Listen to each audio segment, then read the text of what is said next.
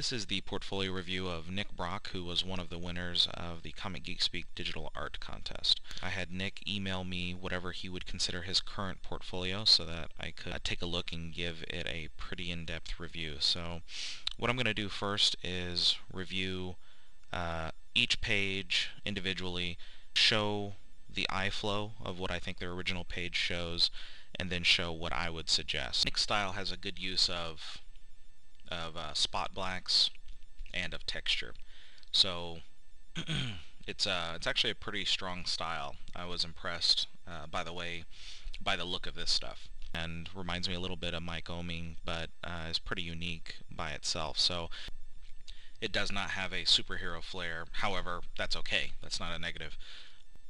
So let's get to it. I'm mainly going to be focusing on storytelling stuff. Let me make a new layer here called eye flow. And first I'm going to show what I think the eye flow currently does with his page as it is. You'd most likely follow the word balloons in to the second panel. Down here I get a little bit confused because both characters are looking off panel. So there's a little bit of a question mark here, but let's follow this down here. This actually has a pretty good flow as far as your eye naturally follows the shadow down to panel 4. However, I think that because the two characters are looking off panel again, off page, it creates another bit of another question mark. Although the eye knows where to go next, I think there's a little bit of a confusion. So he's looking a bit off panel, not too much, but he is looking in a direction other than where we want our eye to go. Now we get to the panel that's the worst offender. First of all, this is a great face. I love that face. But both of the characters are looking directly off panel, which really interrupts the flow of storytelling. And then we see the exit of the main character. So we have some fundamental storytelling problems, at least in 3 panels. And I think if an editor were to look at this, that's where Nick would mostly get pegged. This is my suggestion that I of course prepared ahead of time. Everything that's blue is the same. Anything that is in black or red is something that I suggested differently. Okay, let's take it from the top. Starting with panel 1 again, same sort of flow down here. We have this character who has the sideburns. His face is looking down to this panel, and the direction that these characters are looking will lead your eye here. I flipped the panel where he's slamming down the drink just because it'll match up with the previous one. Down here we get the direction of his eyes takes me more to here, and then we're looking off panel, and then he's out of the page again.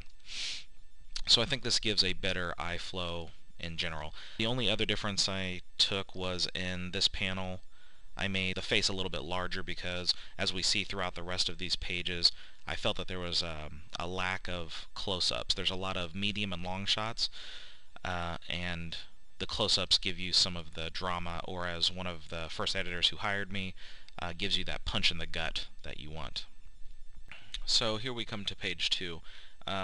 Nick's style here really shines, I think, in this shot, which is that there's kind of cartoony gestural figures, but actually pretty realistic looking backgrounds, at least in shadow and texture. Even the crab monster or lobster monster here is pretty realistically rendered. Everything has a kind of a brush texture to it. I honestly don't have any criticism here. I think it has a good use of spot black. The crowd, although they're in the same style, there's a good variety of figures and head shapes and stuff. So excellent page. No criticism. So on to page 3. This is actually a very strong page. The layout and the use of shadows. There's a great feeling of depth between the main character and this lobster monster.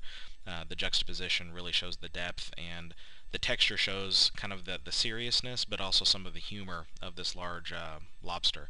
And I think the weakest part of it is probably these 3 middle panels where each of the 3 scenes of action are all told at the same camera distance and all told in medium close-up. We're going to do an eye flow here. I think it works pretty well that basically, at least my eye goes through the texture of the lobster down to the main character. The thrust of his knee takes me over to panel 3, and then over to panel 4 pretty well.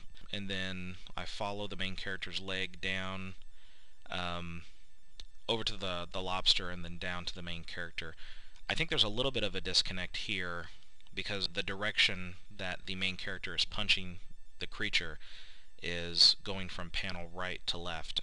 We need to be careful of that sort of action. It sometimes can work moving right to left, but especially whenever you're trying to go with quick action, usually you want to go from left to right. So let's take a look at my suggestions on this. Because we have an establishing shot here of the relationship of the large lobster monster and the main character, and then we move in for a bit of a medium close-up, it's pretty clear that he's going to be dodging the claws. So on panel 3 here, I moved in for more of a close-up, and I thought it would be good to show more of the back of the main character's head.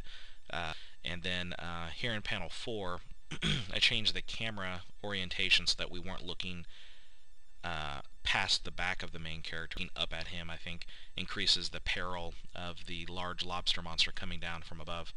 Then down here at the bottom, I flipped the orientation of the panel so it's going left to right. So, okay, so we still go from here to here. Take a look at all this cool texture. Down to panel 2, the thrust of his knee takes us to 3. The direction of the claw and of his elbow take us to panel 4. The knee and overall direction of the action takes us down to panel 5, and we can see the direction that he's punching out of the page. So I think this probably works as a better piece of storytelling than this does. Don't get me wrong, I think this works well. I think if Nick were to show it to an editor, the only thing he might get zinged on is the lack of camera angles here and possibly the right to left action here. But overall, it's still a really strong page. And now on to page 4. Again, good use of spot blacks and of textures. Let's get on to where I think the eye flow goes.